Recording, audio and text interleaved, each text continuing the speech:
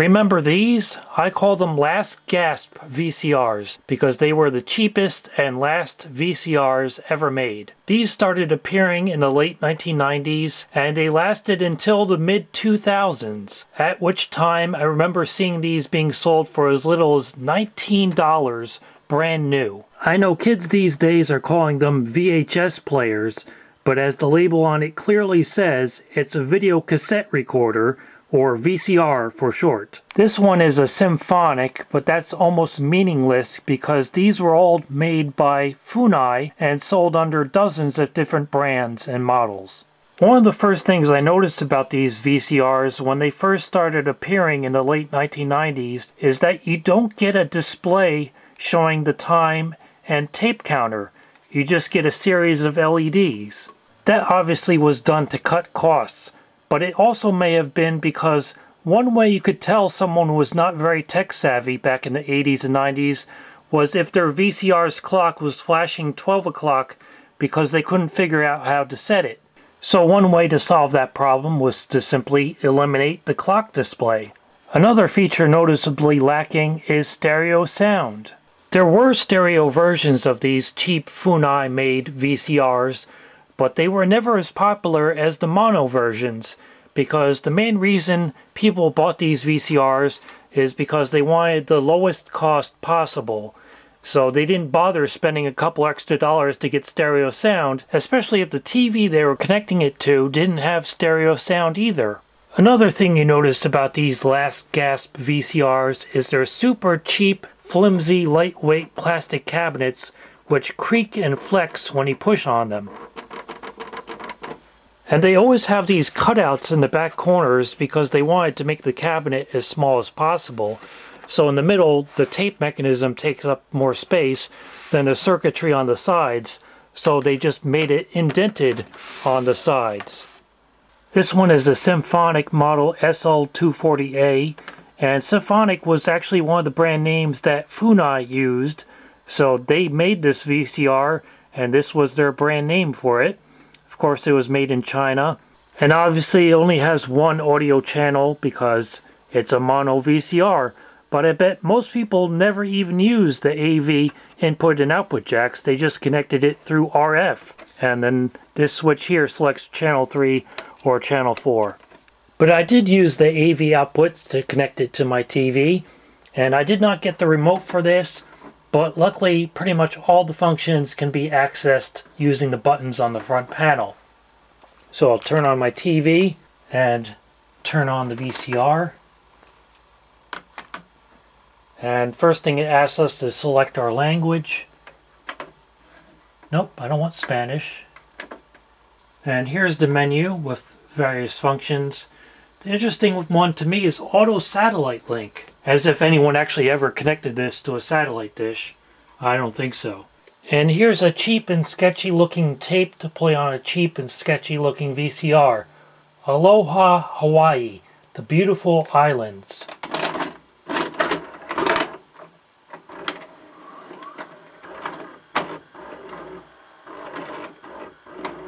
It makes some rude grunting noises as it begins to play, but we do get an image on the TV.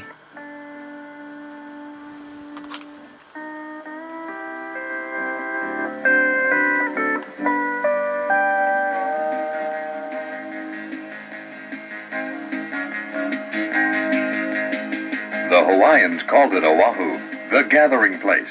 Today, visitors from all over the world gather on Oahu's playground known as Waikiki to enjoy its curving strand of beach and its famous Diamond Head Landmark.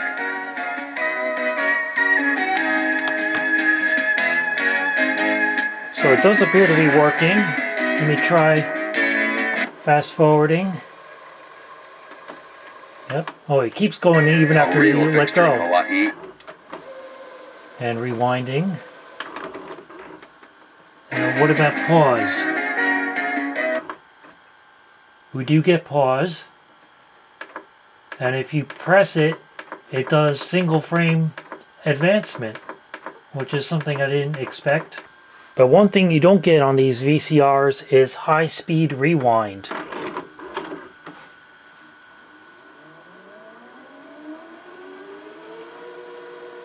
That's as fast as it gets.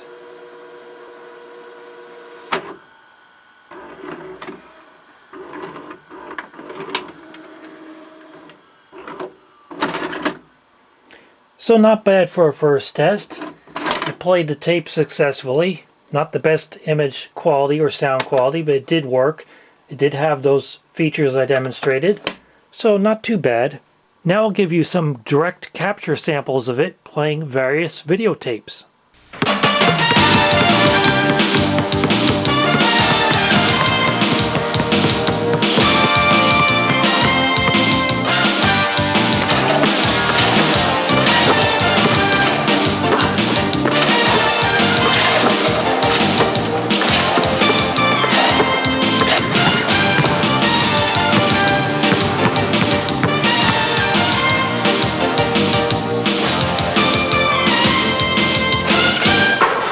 Make sure you get pure samples of that good-smelling avgas from every drain on the airplane. Back up the sniff by rubbing some of the fuel between your fingers. Jet fuel feels greasy and water feels watery. Some drains aren't obvious, so know where all are located. My airplane, for example, has 7. It has become politically correct not to dispose of your avgas samples on the ground, but don't let the zealots who are trying to save the world from everything cause you to neglect this important part of the pre-flight. A lot of airplanes are lost every year because of fuel contamination, and crashes are much more harmful to the environment than a few ounces of well-spread avgas.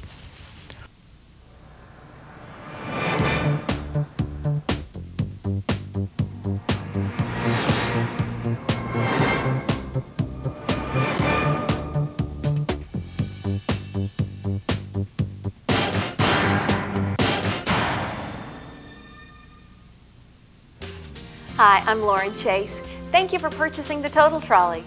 It's going to be the most useful household purchase you've ever made. Now that you're done sniffing leaded avgas, let's try playing an LP mode recording. Now, like most later VCRs, this cannot record in LP mode, but it does still support playing LP mode tapes, although with some limitations. So just playing it normally, it looks perfectly fine, but when I try to fast forward, we get lines on the screen, which we did not get in SP mode. And there's one feature I didn't notice before. If you press the button again, it goes into double fast forward mode, then back to normal fast forward. And same thing when you're going in reverse. That's single reverse, double reverse, and we get all those lines. And also, usually you don't get a clean pause in LP mode, although that doesn't look so bad. But often when you pause in LP mode, yeah, you get noise in the picture. The inside looks very barren compared to older VCRs because they were able to simplify the design to the bare minimum components. So, just a single circuit board across the entire bottom of the machine. There is one motor there for belt, and there's the head drum, and there is the audio head, which is also used for tracking, and next to that is the capstan and pinch roller, and there's a date code for the 39th week of 2000, so this VCR is a little bit older than I thought. And I can tell they used the same circuit board for the stereo version because you can see the empty space on the board where the second audio jack would go. And if we peek down this slot, we can see a lot of unpopulated components, which most likely would be for the stereo version. And inside that shielded metal box is the analog TV tuner. And if I switch on Night Shot, you can see the infrared emitter, which detects when you load a tape, because if I block it with my fingers, it thinks I've loaded a tape. You can hear the mechanism responding. Now I will actually load a tape. And it threads the tape around the head drum.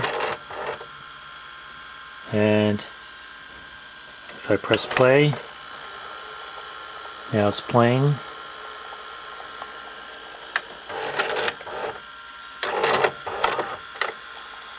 And it's fast forward.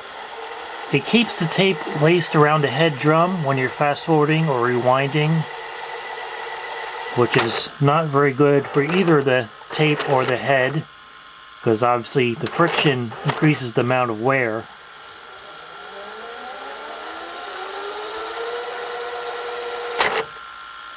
And it stopped when it reached the end of the tape.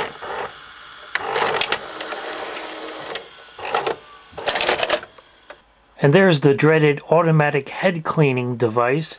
It's just a little sponge that presses up against the video heads whenever you eject the tape to try to clean the heads, but you can see eventually the sponge gets clogged with dirt, and if you keep using it, eventually it's going to spread that dirt onto the head, so it'll defeat its own purpose. So most people say to just remove these entirely and clean the heads manually when they get dirty.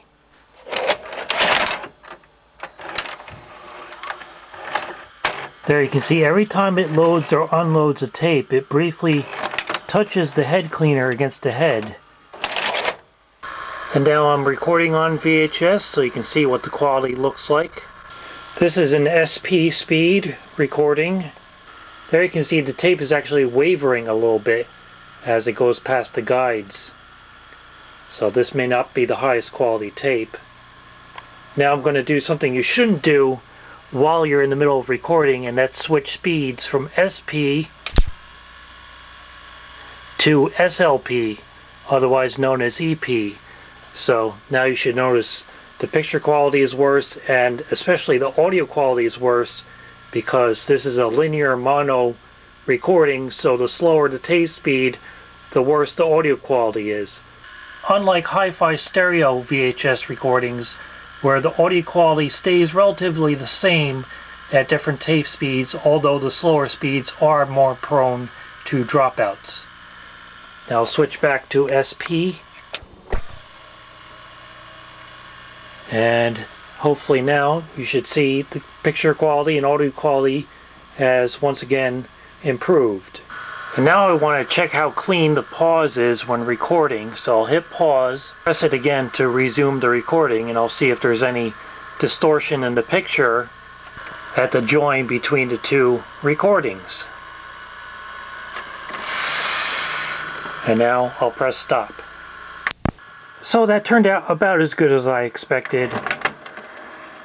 SP speed recording is okay, but the slower speed is very poor quality. As for the problems these later and cheaper VCRs are prone to, it's usually not anything mechanical like belts or gears or rollers.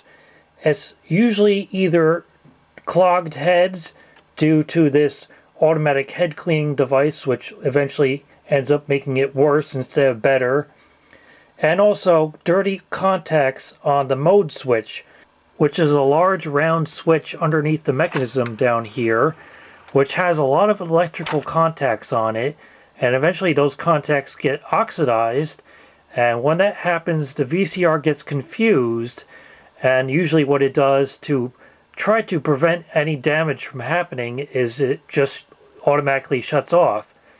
And when that happens, people get frustrated because their tape may be stuck inside the VCR, and they try to forcibly remove it while the tape is still loaded around the head drum, which obviously not only damages the tape, but also could possibly damage the components of the VCR. And here you can see how cheap and flimsy the lid is. So yeah, these VCRs are made from the cheapest possible components, but at least if they've been taken care of and not abused, they generally work okay.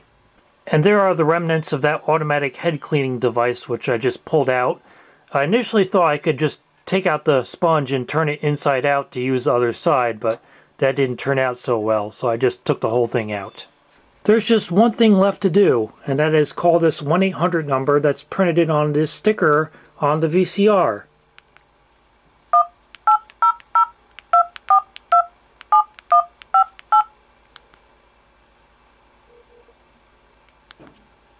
Thank you for calling Funai Customer Support.